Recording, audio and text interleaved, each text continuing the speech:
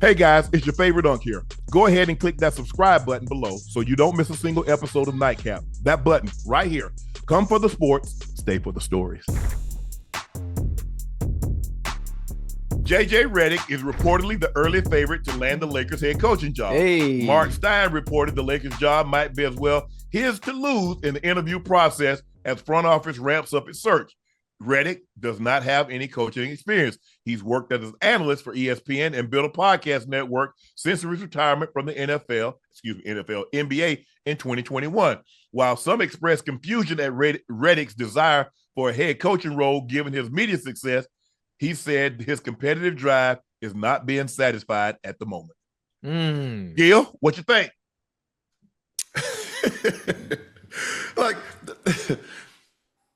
It's a great opportunity, but it's short-lived, right? So if you just go on to coach just to put it on your resume, right, do your thing. But if you're talking about longevity of coaching the Lakers is not it. No. Coaching LeBron himself is not it. Remember, everybody who's coached LeBron has been winners because LeBron has been a winner. So they've had winning records. Everyone, Blake, Ty Lue, Ty Lue won a championship. LeBron left 6 games later. Without LeBron, he got fired. 6 games later, boom. Yeah. Right? So you got, Luke Walton, he had a winning record. I mean, before he got there.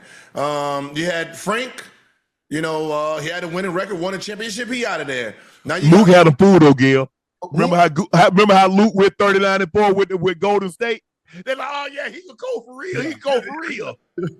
Then you got Darvin Ham, who has a winning record, out of there. So there's no longevity in this job. So, it's one of those things is you just want to put it on your resume. I was a Lakers coach and I can get another job after this.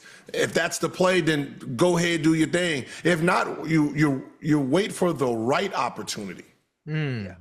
But Ocho, what you think? I mean, now that you said that, when you talk about the right opportunity, how many opportunities like this will present itself to coach a historic franchise, winning franchise at that, like the LA Lakers? When I think about players that have played that also coach, using football as an analogy similar to that of a Jeff Saturday, what can Jeff Saturday get out of those players when he went to the Colts? A player's coach, a player that understands the players as a coach. I think about the same thing with JJ Redick. What person or personnel could you add as a coach for the Lakers that will get the most out of the players? Someone that played the game, someone that understands the game, someone that I think LeBron would want as a coach, who understands what players are going through, understands the stuff that they need to do game by game. And I think it's a good look. And when you say it's not a good look for him, he should wait for the right opportunity. Well, this is, I think, an opportunity like this probably won't present itself again to be able to coach for a historic franchise like this. So you got to take that job, even if it is short-lived, because I think JJ Redick is one that can get the most out of the players that are there. Even though he has no experience, you're bringing another coach that has experience. Hell, his career there is going to be short-lived as well, just like everybody else. So JJ might as well just take it. Bro, look here. Let's be all the way 1,000 with this thing. Just like dating Kim Kardashian. You already know she's going to break up with you, but she's still Kim Kardashian. That's still the Lakers' job. They're going to fire your ass after 2 years. Yep. But guess what? That's still coaching the Lakers. Yeah, you got to take it. I'll roll the dice. Hey, I got 2 years out of it. Got me a couple of Pateks. Got me a Lambo truck. You know what I'm saying? I went to the Met Gala. Yeah, I did it up big. Okay, I already know I'm going to get the boot. Yeah. It is what it is.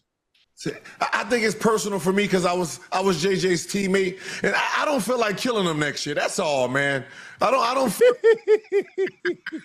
because I got to do what I got to do. He's the coach, so I got to kill the coach when they're doing bad. But I'll try to be easy on him. But he is a good dude, very smart, right? He works his tail off, right? I used to when we played in Orlando.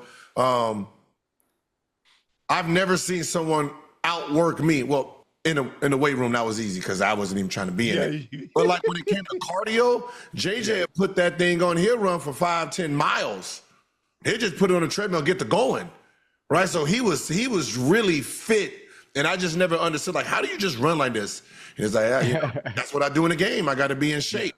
right? So he's a student. So, it would be a great opportunity. I just don't want to kill him, and I don't want to see a good dude get fired. Well, hey, you already know what it is.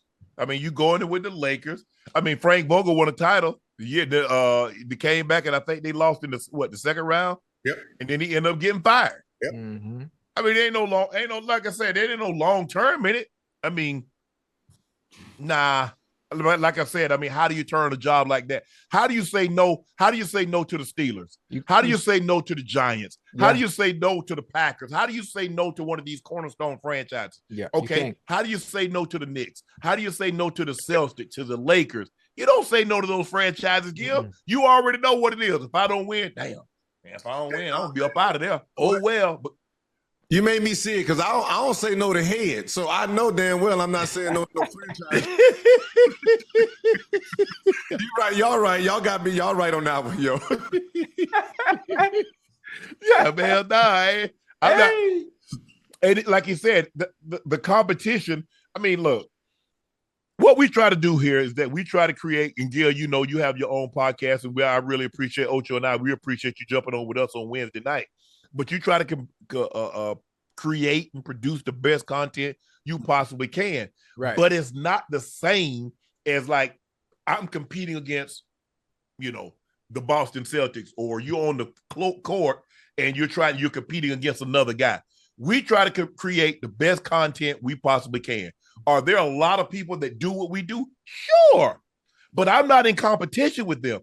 Our competition is ourselves. Mm-hmm. Can we do better than what we did the last show? Can we do better than what we did last week? How do we reinvent ourselves?